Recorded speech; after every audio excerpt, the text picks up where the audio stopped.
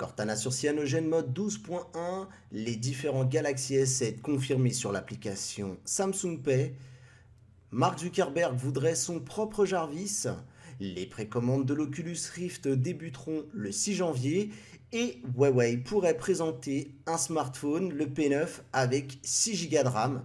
Salut tout le monde, vous êtes bien sur l'actu, restez connectés. C'est parti pour les news.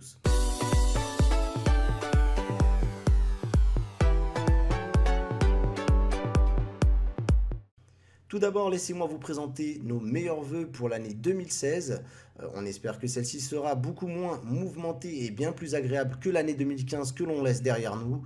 Pour nous, c'est l'occasion de nous lancer sur Rester Connectés. On va essayer de vous proposer un maximum de variété. Et là, on part sur une présentation des news qui nous ont semblé pertinentes et intéressantes. Mais on passe tout de suite aux news. Cortana sur CyanogenMod 12.1, cela semble devenir bientôt une réalité. L'assistant personnel de Microsoft que l'on retrouve sur Windows 10 pourrait débarquer nativement sur Cyanogen. On sait qu'il y a eu de gros rapprochements entre Microsoft et Cyanogen. Celui-ci rêve d'une version d'Android dépouillée des services de Google qu'il juge trop intrusifs et trop regardants sur les données privées et donc se rapproche de Microsoft et de Redmond pour pouvoir y intégrer les différents services de Microsoft. Vous aurez donc par défaut l'assistant Cortana par défaut sur une ROM Cyanogen. À charge à vous de changer si ce n'est pas votre envie. En tout cas, ce qui est certain, c'est qu'on arrive à cette fameuse version, à cette alternative d'un Android sans les services de Google.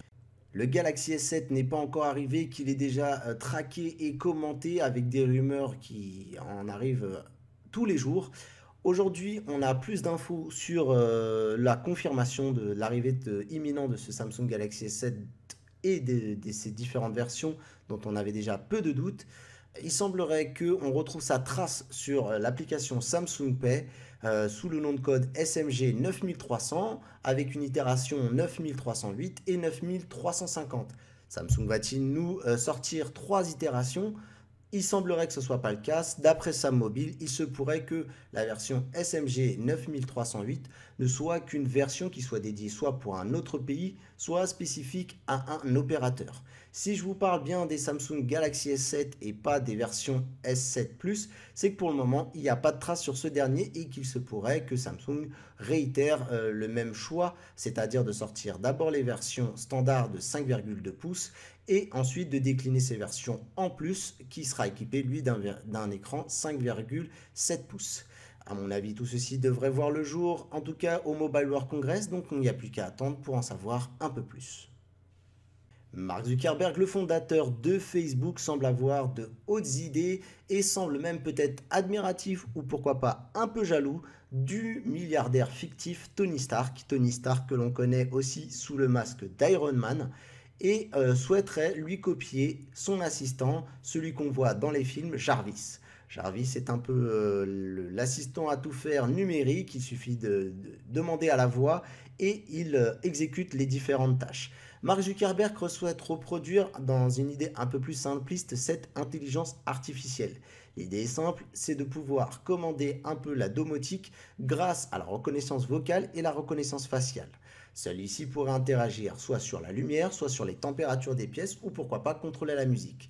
L'idée également est de pouvoir gérer la lumière en fonction de la reconnaissance faciale et de savoir comment adapter la lumière en fonction de la personne qui se trouve dans la pièce.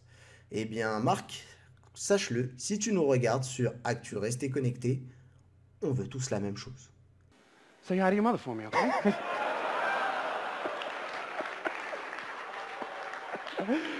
All right. On continue avec l'actualité Facebook, mais dans un tout autre registre. Il semblerait qu'enfin l'Oculus Rift ouvre les précommandes le 6 janvier. L'Oculus Rift est fait donc par la société Oculus VR qui appartient désormais à la société Facebook. Et du coup, on va enfin pouvoir donner un sens réel à cette réalité virtuelle.